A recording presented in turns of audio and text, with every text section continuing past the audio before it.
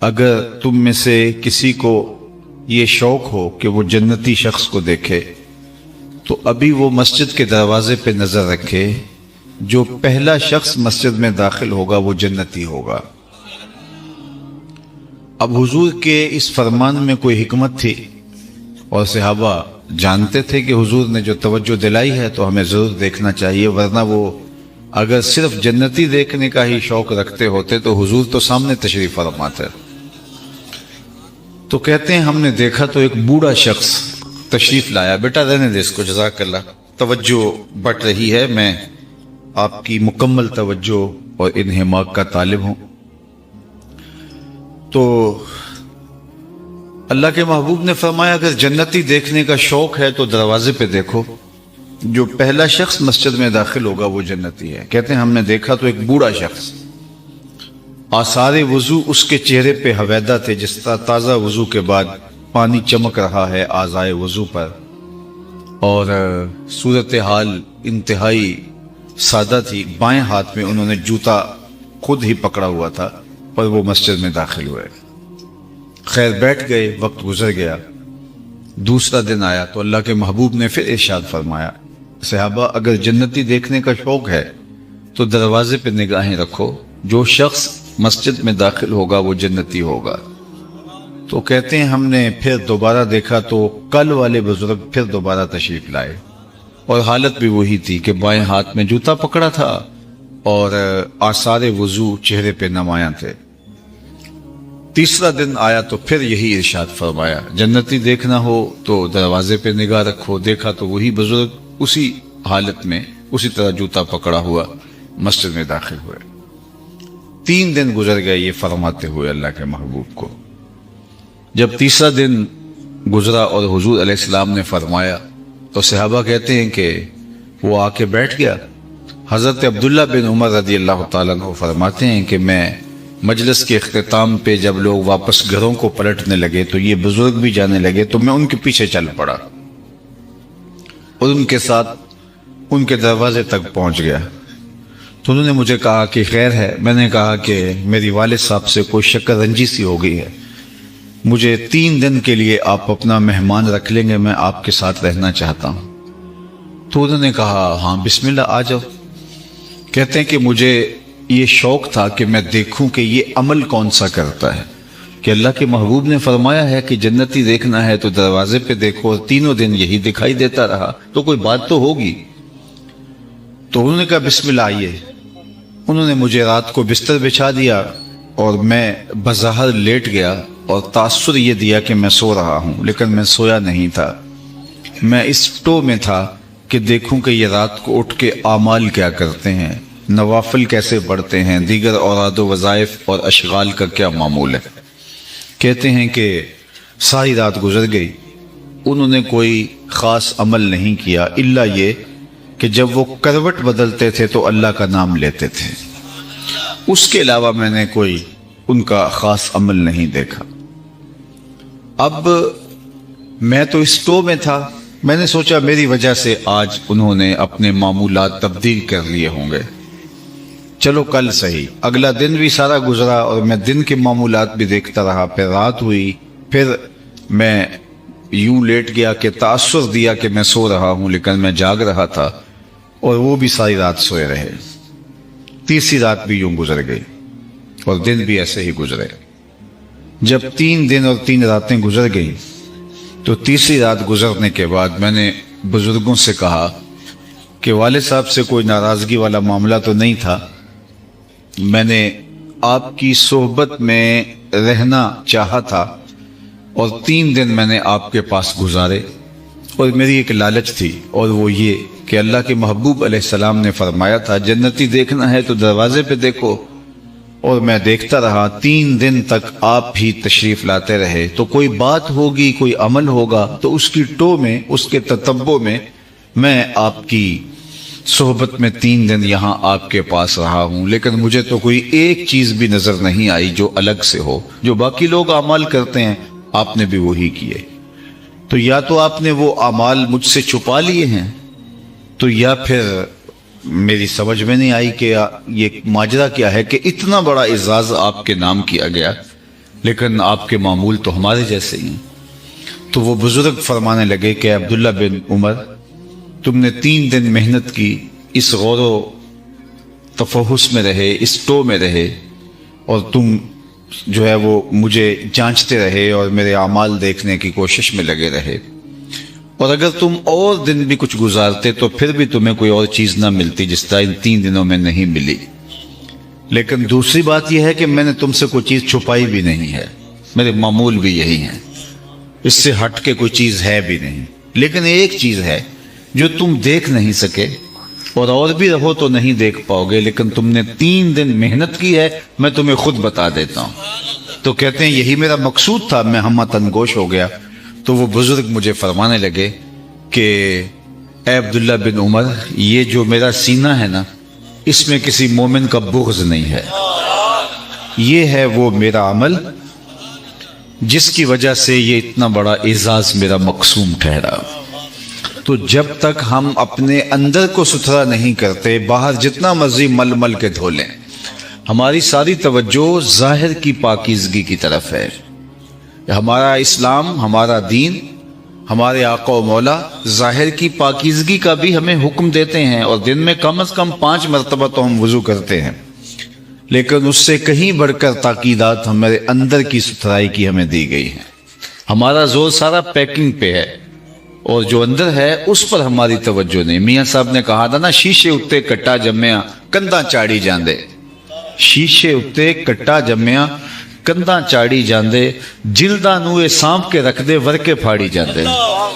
تو ہم نے سارا زور پیکنگ پہ دیا ہے، لیکن ہم اپنے اندر اتر کے بھی دیکھیں۔ یہ میلاد النبی صلی اللہ علیہ وآلہ وسلم کا موسم گزرا ہے، عقیدتوں کے کیا رنگ تھے اور محبتوں کی کیا کیفیت تھی، اور اپنے اپنے انداز میں اپنی اپنی عقیدتوں سے لوگوں نے اپنے آقا و مولا کے حضور اپنی محبتوں کے خراج پیش کیے۔ لیکن میں نے اپنے دوستوں سے جگہ جگہ یہ بھی کہا، میں نے کہا کہ ضرور جھنڈیاں لگائیے، جو یہ سمجھتا ہے کہ یہ نہیں لگانی چاہیے وہ لطافت کے نور سے ہی محروم ہے۔ آج لوگ پوچھتے ہیں یہ میلاد کر رہے ہو کہاں لکھا ہے، تو میں کہا کرتا ہوں کیا اس کے لیے بھی دلیل کی ضرورت ہوگی؟ کبھی ایسا ہوا ہے کہ پھول کھلے ہوں اور جو ہے وہ بلبل رقصے بسمل کے تماشے کر رہی ہو تو کوئی پوچھے کہ یہ کہاں لکھا ہے؟ یہ کبھی ہوا ہے کہ پروانہ دلیلیں مانگ رہا ہو کہ جو شمع کے اوپر جلنے کی دلیل کیا ہے؟ محبت خود راہیں تلاش کرتی ہے، خود راستے بناتی ہے۔ پانی ہڑا نو لوڑ کی راہ بنا دی، پہنچے آپ دریا سرکار یارا۔ جو تھوڑا سا پانی ہو اس کے لیے آپ کو راستے بنانے پڑتے ہیں، کہیں جذب بھی نہ ہو جائے، دائیں بائیں بہہ نہ جائے، لیکن جب سیلاب کی شکل میں پانی آتا ہے تو اپنی راہیں خود بناتا ہے۔ تو محبت جب فراواں ہوتی ہے تو پھر محبوب کو راضی کرنے کی راہیں خود تراشتی ہے۔ اور لیکن میں نے یہ جگہ جگہ کہا کہ یہ جھنڈیاں ضرور لگاؤ، یہ تمہارے ذوق کا، تمہاری محبت کا، حضور سے تعلق کے خاطر کا ایک اظہار ہے، لیکن یہ جھنڈیاں صرف دیواروں پہ ہی چپک کے نہ رہ جائیں، کوئی جھنڈی لے کے دل کی ایک ایک پرت پہ بھی لگاؤ۔ اور یہ جو چراغاں ہے یہ صرف بنیروں پہ ہی نہ ہو، دل کی گلیوں میں بھی بہت اندھیرا ہے، کوئی دیا لے کے یہاں بھی آؤ۔ یہ جو گلیاں صاف کر رہے ہو، یہاں سے جلوس گزرے گا اور گلیوں کی گندگی صاف کر رہے ہو، میں نے کہا یہ بہت اچھا نیک صالح عمل ہے، لیکن کوئی جھاڑو لے کے دل کی گلیوں میں بھی اترو، یہاں بھی حسد، حقد، بغض، کینے اور نفرتوں کے ڈھیر لگے ہوئے ہیں، تو ادھر بھی جھاڑو لے کے آؤ، اندر بھی ستھرا ہو باہر بھی ستھرا ہو۔ اور پھر جب اندر بھی ستھرا ہوگا آپ کی نظر جھکے گی، مدینے کی گلی سامنے دکھائی دے گی۔ اس لیے اپنے ظاہر کو ضرور سنواریے گا، لیکن اس سے بڑھ کر اپنے باطن کی ستھرائی کا، پاکیزگی کا، عفت کا، پاک دامنی کا خیال رکھیے گا۔ اس لیے ہمیں جو اعمال ظاہر کرنے کا کہا گیا ہے، یا ہماری محبت، کچھ راستے ہماری محبت نکالتی ہے۔ اس کی میں ایک مثال آپ کے سامنے رکھتا ہوں کہ اللہ کے محبوب صلی اللہ علیہ وآلہ وسلم ایک دن وضو کرنے بیٹھے تو صحابہ وضو کے پانی کو زمین پر نہیں گرنے دے رہے۔ اللہ اکبر، یہ ان کی محبت تھی۔ اور یہ صرف اسی موقع پہ نہیں ہوا، صلح حدیبیہ کے موقع پہ بھی ہوا، عروہ نے اس پر اعتراض بھی کیا، اور بھی کئی مواقع پر ہوئے۔ لیکن آج حضور علیہ الصلوۃ والسلام نے ان سے پوچھا ما یحملکم علی ھذا، صحابہ تمہیں اس بات پر کس نے ابھارا ہے؟ میں نے تو اس کا حکم نہیں دیا، میرے وضو کے پانی کو تم زمین پر نہیں گرنے دے رہے، اور وہ حضور کا غسالہ نور، حضور کے اعضاء کی اترن، حضور کا وضو کا بچا ہوا پانی صحابہ کے ہاتھوں پہ ہوتا، پھر چہروں پہ مل لیتے، اور جسے وہ پانی میسر نہ آتا وہ کسی کے گیلے ہاتھوں سے ہاتھ رگڑ کے چہرے پہ مل لیتے۔ جنہ اکھیاں دل بر ڈٹھا او اکھیاں ہی تک لیاں، وہ ان ہاتھوں سے ہاتھ رگڑ کے اپنے چہرے پہ مل لیتے۔ اللہ اکبر، کیا محبت تھی، کیا پیار تھا۔ بلکہ ایک دن حضور نے پچھنے لگوائے اور ایک لگن میں خون جمع ہو گیا، تو اللہ کے محبوب نے ایک صحابی سے کہا کہ جاؤ اس کو ایسی جگہ پہ ٹھکانے لگاؤ جہاں کسی کے قدم نہ پہنچے۔ وہ گئے اور ایک پتھر کی اوٹ میں بیٹھ کے نوش جاں کر لیا۔ واپس پلٹے تو حضور نے پوچھا کہ ٹھکانے لگائے؟ جی جی حضور، ایسی جگہ پہ جہاں کسی کے قدم نہیں پہنچ سکتے۔ حضور مسکرائے اور فرمایا لعلک شربت، شاید تم نے پی لیا ہے۔ قال نعم، کہا جی جی حضور، میں نے کہا کہ اس سے بڑی سعادت کیا ہوگی، میرے خون میں آپ کا خون شامل ہو جائے۔ تو آقا کریم ناراض نہیں ہوئے بلکہ فرمایا یا غلام قد حررت نفسک من النار، اے بیٹے تو نے اپنے آپ کو آتش دوزخ سے بچا لیا ہے۔ اللہ اکبر۔ اب یہ حضور نے حکم تو نہیں دیا تھا، لیکن صحابہ کی محبت اس کو خود تراشا، اس راستے کو خود نکالا۔ محبت راستے نکالتی ہے، محبوب کو راضی کرنے کے ڈھنگ محبت خود سیکھتی ہے۔ اللہ اکبر۔ لیکن اللہ کے محبوب علیہ السلام نے کہا ما یحملکم علی ھذا، تمہیں اس بات پر کس نے ابھارا ہے؟ تو انہوں نے جو جواب دیا وہ برجستہ تھا۔ انہوں نے کہا حب اللہ و رسولہ، اللہ اور اس کے رسول کی محبت۔ عالی مرتبت سامعین، آپ نے محبت کی لوک داستانیں بہت پڑھی ہوں گی، سنی ہوں گی، اور ہمارے پنجابی کلچر کے اندر ہی رانجھا سے لے کے کہاں تک داستانیں جاتی ہیں، لیکن آج تک آپ نے نہیں سنا ہوگا کہ کسی محب نے اپنے محبوب کے لعاب کو اپنے ہاتھوں پہ لیا ہو، کسی نے اپنے محبوب کے لعاب کو اپنے چہروں پہ ملا ہو۔ محبوں نے محبوبوں کے لیے بہت جتن کیے، بہت محبتوں کے مظاہر رقم کیے، لیکن ایسی دل آویز کہانی آپ کو نہیں ملیں گے۔ حافظ شیرازی نے ایک دن اپنے محبوب سے مخاطب ہو کے کہا کہ جتنا بڑا تیرا میں عاشق ہوں، زمانے میں ایسا کوئی عاشق نہیں ہو سکتا۔ پھر آگے کہا اس لیے کہ تیرے جیسا سونا بھی تو کوئی نہیں، کیونکہ عشق کی گرمی حسن کی فراوانی سے ہوتی ہے، جتنا حسن فراواں ہوگا اتنا زور عشق میں ہوگا۔ اسی لیے اقبال نے کہا تھا فرصت کشم کشم دے این دل بے قرار رہا، یک دو شکن زیادہ کن گیسوئے تابدار رہا۔ جتنے گیسوئے میں شکن زیادہ ہوں گے اتنا دل بے تاب ہوگا، اتنا دل میں اضطراب ہوگا، پیچ و تاب ہوگا۔ تو کائنات نے اگر صحابہ جیسے عاشق نہیں دیکھے تو حضور جیسا سونا بھی کب ہے زمانے میں۔ لکھاں آئے لوک زمانے تے محبوب خدا جا کوئی نہیں، لوکی سونے بن بن بیندے نے او دی خاک پا جا کوئی نہیں۔ حضرت ابو ہریرہ تو بولے قل قمر لیلۃ البدر لم ارا قبلہ ولا بعدہ مثلہ، کیا پوچھتے ہو، 14ویں رات کا چمکتا ہوا چاند تھے میرے حضور۔ پھر خود ہی کہا نہیں نہیں نہیں، حضور جیسا نہ پہلے دیکھا نہ بعد میں دیکھا۔ حضرت حسان بن ثابت پاس ہی کھڑے تھے، بولے کیسے دیکھتے، کسی ماں نے جنم دیا ہوتا تو دیکھتے۔ خدا نے وہ سچائی پن چھڑیا جدے وچ محمد تو ٹالیا سی، حسینہ جمیلہ دا منہ موڑ دیتا، محمد بنا کے قلم توڑ دیتا۔ اور حضرت شیخ مجدد نے کہا تھا مثل او در عالم امکان متصور نیست، ان کی مثل بزم عالم کے اندر ممکن ہی نہیں ہے۔ اللہ اکبر۔ رخ مصطفیٰ ہے وہ آئینہ، کیا بسا دوسرا آئینہ، نہ کسی کی بزم خیال میں نہ دکان آئینہ ساز میں۔ وہ کمال حسن وہ جمال دیا۔ اور میرے امام کی کہانی بھی سنو، بریلی سے صدائے دل نواز آ رہی، بلبل نے گل ان کو کہا۔ بلبل کی منتہائے پرواز تو یہی ہے، بلبل تو اس سے آگے سوچ بھی نہیں سکتی، اس نے بھی گل کہہ دیا۔ بلبل نے گل ان کو کہا، قمری نے سروے جاں فضا، حیرت نے جھنجھلا کر کہا یہ بھی نہیں وہ بھی نہیں۔ خورشید تھا کس زور پر، کیا بھڑ کے چمکا تھا کمر، بے پردہ جب وہ رخ ہوا یہ بھی نہیں وہ بھی نہیں۔ وہ حسن عطا کیا، وہ جمال دیا۔ تو کائنات میں اگر صحابہ جیسے عاشق نہیں ہیں تو حضور جیسا سونا بھی کوئی نہیں ہے۔ تو حضور کے وضو کے پانی کو اپنے چہروں پہ مل رہے ہیں۔ ما یحملکم علی ھذا، پوچھا صحابہ کہ اس بات پر تمہیں کس چیز نے ابھارا؟ تو انہوں نے کہا حب اللہ و رسولہ، اللہ اور اس کے رسول کی محبت نے۔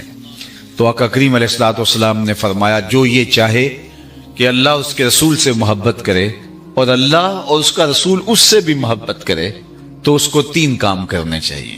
یعنی تمہارا یہ عمل کہ تم میرے وضو کے پانی کو زمین پر گرنے نہیں دے رہے، اس کو اپنے ہاتھوں پہ لیتے ہو، چہروں پہ ملتے ہو، یہ تمہارا عمل درست ہے، غلط نہیں ہے۔ کیونکہ اگر عمل غلط ہو، نبی کے منصب میں شامل ہے، اس کی تردید کرے، ورنہ علماء تشریف فرمائیں سے پوچھے، حدیث تقریری بنتی ہے۔ اب نبی کی خاموشی جو ہے وہ حجت ہے۔ ایسا ہوا حضور کے فرزند حضرت ابراہیم کا انتقال ہو گیا، اس دن سورج کو گرہن لگ گئی، تو کسی نے کہا حضور کے بیٹے کا دکھ سورج نے بھی منایا ہے اور اس کو گرہن لگ گئی ہے۔ تو آقا کریم علیہ السلام نے فرمایا بلال ممبر بچھاؤ اور لوگوں کو جمع کرو۔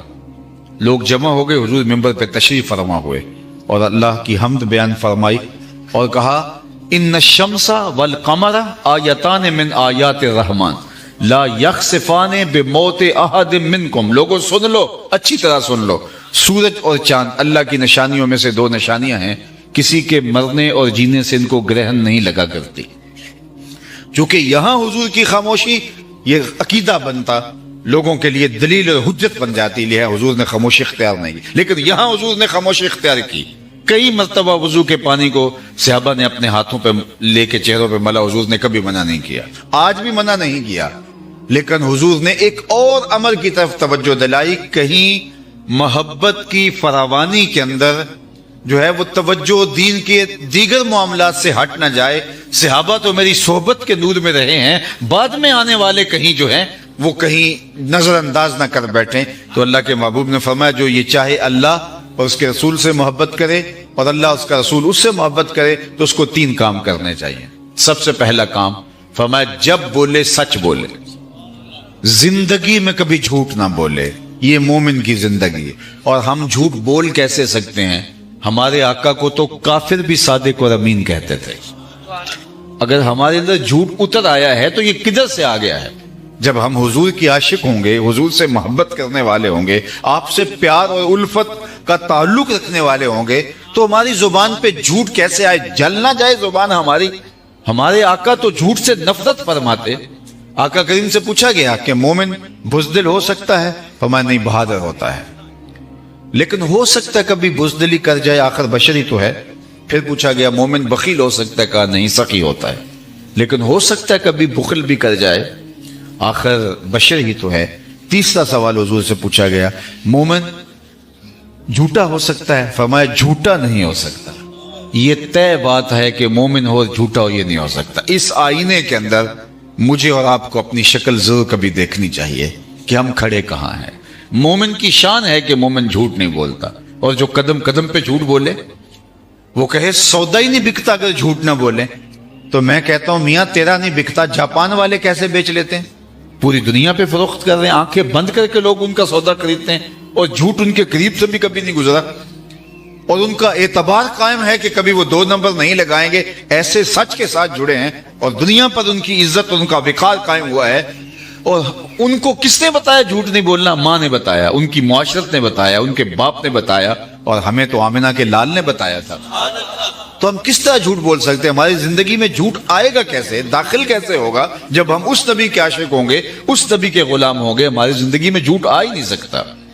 اللہ کے محبوب نے ایک دن صحابہ سے فرمایا الا انبئکم باکبر الکبائر، میں تمہیں بڑے بڑے گناہوں کے بارے خبر نہ دوں؟ بھلا یا رسول اللہ، کیوں نہیں؟ حضور ارشاد فرمائیے۔ تو آقا کریم نے فرمایا سب سے بڑا گناہ الاشراک باللہ، اللہ کے ساتھ کسی کو شریک ٹھہرانا، اس کی معافی نہیں ہے الا یہ کہ کوئی توبہ کرے، ایمان لائے۔ دوسرا فرمایا وعقوق الوالدین، والدین کی نافرمانی کرنا۔ اور پھر حضور ٹیک لگائے بیٹھے تو حضور ٹیک چھوڑ دی، اور پھر فرمایا الا وقول الزور، سن لو تیسرا بڑا گناہ جھوٹ بولنا ہے۔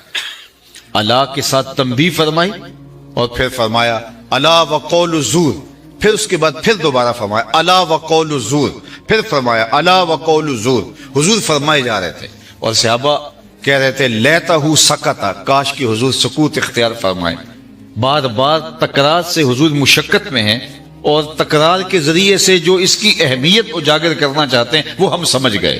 پہلے ٹیک چھوڑی، پھر الا سے حرف تنبیہ سے مخاطبت فرمائی، اور پھر اس کے بعد اس بات کو بار بار ارشاد کیا تاکہ کوئی ابہام باقی نہ رہ جائے اور تاکید مکمل ہو جائے کہ میرے ماننے والا جھوٹا ہو ہی نہیں سکتا ہے۔ عالی مرتبت سامعین، ایک اور بات عرض کروں گا۔ آج ہر گھر کا مسئلہ ہے کہ ہر گھر کی پریشانیاں ہیں ایک سے بڑھ کر ایک، تو کبھی ہم نے سوچا یہ پریشانیاں کدھر سے آئی ہیں، یہ مصائب کہاں سے آئے؟ اللہ کے محبوب نے ارشاد فرمایا جب کوئی شخص جھوٹ بولتا ہے تو عام لوگ تو محسوس نہیں کر پاتے، لیکن اللہ کے نورانی فرشتے جھوٹ بولنے کی وجہ سے جھوٹ بولنے والے کے منہ سے نکلتی ہوئی بدبو کو محسوس کرتے ہیں اور ایک ایک میل پیچھے ہٹ جاتے ہیں۔ جو رحمت کے فرشتے ہیں، جب کوئی جھوٹ بولتا ہے تو وہ رحمت کے فرشتے ہمارے حصے کی روزانہ ہمیں رحمت دینے آ رہے ہوتے ہیں، ہمارے نام کا پارسل لے کے ڈیلیوری کرنے آ رہے ہوتے ہیں ہمیں روزانہ، اور گھر میں کوئی جھوٹ بولتا ہے تو ایک میل پیچھے ہٹ جاتے ہیں۔ مجھے بتاؤ، باپ بھی جھوٹ بولے، ماں بھی جھوٹ بولے، بیٹے بھی جھوٹ بولے، بیٹیاں بھی اور بہویں بھی، تو اس گھر سے تو بدبو کے بھبوکے اٹھ رہے ہوں گے، اور فرشتے کتنے میل پیچھے ہٹ گئے ہوں گے۔ پھر پوری گلی جھوٹ بول رہی ہو، پورا شہر جھوٹ بول رہا ہو، تو رحمت کے فرشتے جو آسمانوں سے رحمتوں کے پارسل ہمارے لیے لے کے آئے تھے وہ تو شہر سے باہر کھڑے ہیں، اندر آ نہیں سکتے، عفونت اتنی پھیلی ہوئی ہے، اور اگر وہ عفونت ابھی ختم ہونے نہیں پاتی کہ ہم نیا جھوٹ بول دیتے ہیں، اور وہ باہر ہمارے حصے کے پارسل لے کے فرشتے جو ہمیں پہلے دن آئے تھے، دوسرے دن آئے تھے، جو روز آئے، ان کی قطاریں لگی ہوئی ہیں اور ان کو آگے راستہ نہیں ملتا۔ وہ حساس نورانی فرشتے ہیں اور حدیث کے مفہوم کے مطابق وہ بدبو کی وجہ سے آگے نہیں آ پاتے، اور ہم اس بدبو کو، اس تعفن کو ختم نہیں کرتے۔ نتیجہ کیا کہ وہ شہر سے باہر کھڑے ہیں اور ہمارے گھر رحمتوں کا پارسل آ ہی نہیں رہا، تو بے برکتی ہے، نحوست ہے، لڑائی ہے، الجھاؤ ہے، سب کچھ ہمارے گھروں کے اندر ہے۔ تو ہم نے پہلے اس کا کوئی حل نکالنا چاہا، لیکن ہم نے توجہ نہ کی کہ نتیجہ کیا ہے، جھوٹ بولنا۔ پھر ہم بھاگے عاملوں کے پاس۔ اب عامل تو وہ ٹھیا لگا کے بیٹھا اسی کام کے لیے ہے۔ کوئی گاہک آئے، اس کو بتاؤں کہ میاں تو وقت پہ آ گیا، اگر ویلے پہ نہ آتا تو یہ تعویذ چل جاتے، اب اتنے منگل آنا پڑے گا، اتنے بدھ آنا پڑے گا، اتنے اتوار آنا پڑے گا۔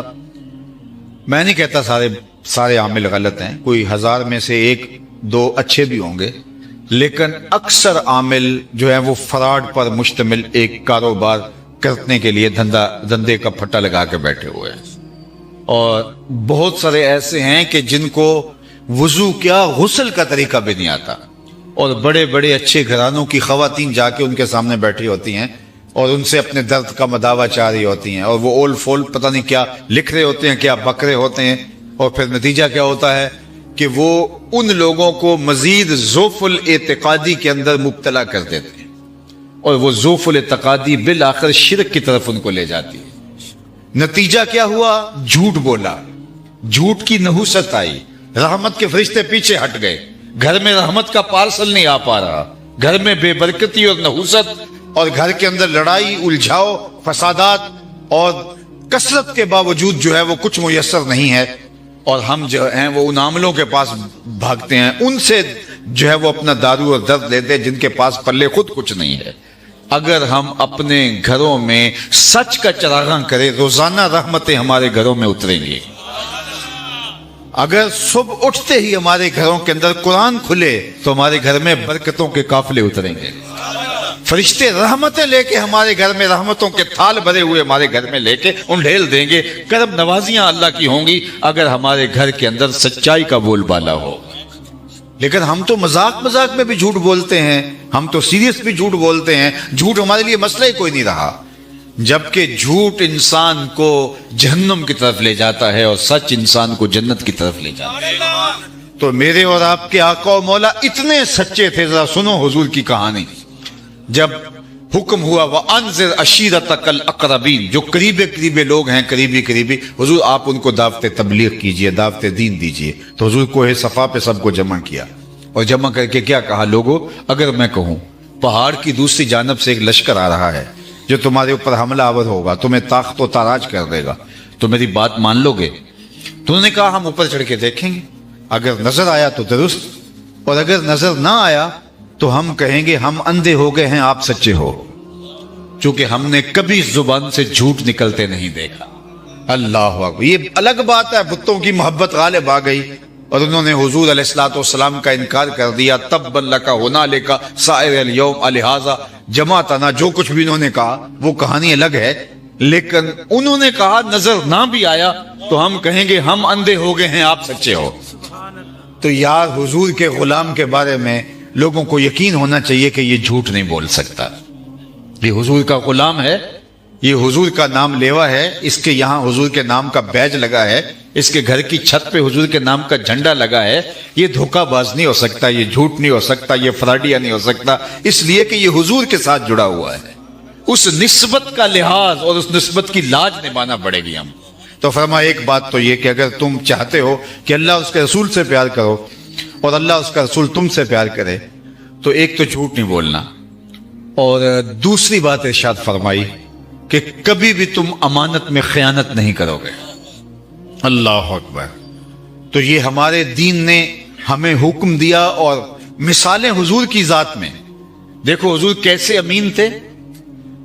دارالندوہ میں بیٹھ کے کفار مکہ نے میٹنگ کی کہ اگر اکیلے شخص نے حضور کو راستے سے ہٹایا تو وہ بوجھ برداشت نہیں کر پائے گا, سارے قبیلوں کے ایک ایک فرد کو لیا جائے اور معاذ اللہ حضور کی زندگی کا چراغ بجھا دیا جائے. اگر بنو ہاشم کھڑے ہوئے تو ڈٹ کے مقابلہ کریں گے, اگر خون بہا مانگا تو مل کے دے دیں گے. تو لہٰذا بنو ہاشم اتنے قبائل کے مقابلے میں اکیلے اور تنہا نہیں لڑ پائیں گے. اور حضور کو معاذ اللہ شہید کرنے کا منصوبہ دارالندوہ میں بیٹھ کے ابو جہل کی قیادت میں تیار کیا, اور پھر اللہ کے محبوب کے گھر کا محاصرہ کر لیا. ادھر حضور کو اللہ نے ہجرت کا حکم دے دیا. اب کیسے گزرے محاصرہ توڑ کے؟ حضور سورہ یاسین پڑھتے گئے اور ان کی آنکھیں اندھی ہو گئی اور حضور گزر گئے. اب یہ کون لوگ تھے؟